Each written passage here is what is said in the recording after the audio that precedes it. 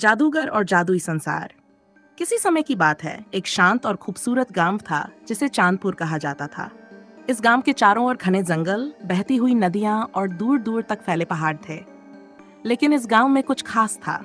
यहाँ के लोग कहते थे कि उनके जंगल में एक अद्भुत जादूगर रहता है, जिसका नाम था आशानंद। आशानंद एक रहस्यमय व्यक्ति था। उसने अपना पूरा जीवन जादू और रहस्य को समझने में लगा दिया था। लोग कहते थे कि उसके पास ऐसी शक्तियां थीं जिनसे वह किसी भी चीज को संभव कर सकता था। लेकिन वह अपने जादू का इस्तेमाल केवल जरूरतमंदों की मदद करने और बुराई से लड़ने के लिए करता था। आशानंद का प्रारंभिक जीवन। आशानंद के बचपन का जीवन बेहद साधारण था। वह एक गरीब परिवार में पैदा हुआ था।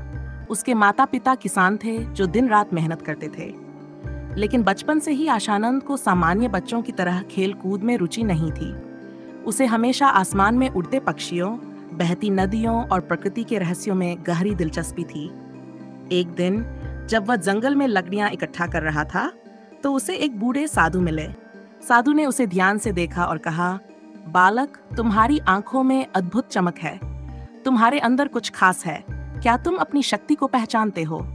आशानंद ने साधु से कहा, नहीं महाराज, लेकिन मुझे हमेशा ऐसा लगता है कि मैं इस संसार का हिस्सा हूँ और इसके रहस्यों को समझना चाहता हूँ। साधु मुस्कुराए और बोले, तुम्हारे भाग्य में कुछ बड़ा लिखा है। अगर तुम चाहो तो मैं तुम्हें जादू का मार्ग दिखा सकता हूँ। लेकिन याद रखना, जादू का रास्ता कठिन और त्याग से भरा होता है। आशानंद ने साधु का प्रस्ताव स्वीकार कर लिया। अगले कुछ वर्षों तक उसने साधु से गहरे जंगल में रहकर शिक्षा प्राप्त की। साधु ने उसे न केवल मंत्रों और जादुई शक्तियों की कला सिखाई, बल्कि उसे ये भी सिखाया कि शक्ति का इस्तेमाल हमेशा सही उद्देश्य के लिए करना चाहिए। जादूगर की जिम्मेदारी। जब आशानंद ने अपनी शिक्षा पूरी कर ली, तो साधु ने उसे एक रहस्यमय पुस्तक और एक जादुई छड़ी दी। साधु ने कहा, यह पुस्तक तुम्हारे ज्ञान को और बढ़ाएगी और यह छड़ी तुम्हारे जादू को नियंत्रित करेगी। लेकिन याद रखना, कभी भी अपने अहंकार के लिए इनका उपयोग मत करना। आशानंद ने साधु को प्रणाम किया और अपने गांव लौट आया। गांव में जब लोगों को पता चला कि वह एक जादूगर बन चुका है, तो वे उसे लेकर उत्सुक और आशंकित दोनों थे। जल्द ही आशानंद ने अपने जादू से लोगों की मदद करनी शुरू की। जब किसी किसान की फसल बर्बाद हो जाती, तो वह अपने जादू से उसकी फसल को हरा भरा कर देता। अगर कोई बीमार होता, तो वह अपनी शक्तियों से उसे ठीक कर देता। लेकिन वह हमेशा एक नियम का पालन करता। वह केवल उन लोगों की मदद करता जो सच्चे दिल से उसकी सहायता मांगते थे। अंधेरे का आगमन। गांव में सब कुछ ठीक चल रहा था, लेकिन एक दिन पास के राज्य से एक भयंकर समाचार आया। उस राज्य का राजा भास्कराज जादू का गलत इस्तेमाल कर रहा था। वह काला जादू सीखकर निर्दोष लोगों को परेशान करता था। उसके कारण आसपास के गांवों में डर और अराजकता फैल गई थी। आशानंद को यह खबर मिली, तो उसने राजा से मिलने का निश्चय किया। वह भास्कराज के महल पहुंचा और उससे कहा, राजन, जादू का उपयोग लोगों की भलाई के लिए होना चाहिए।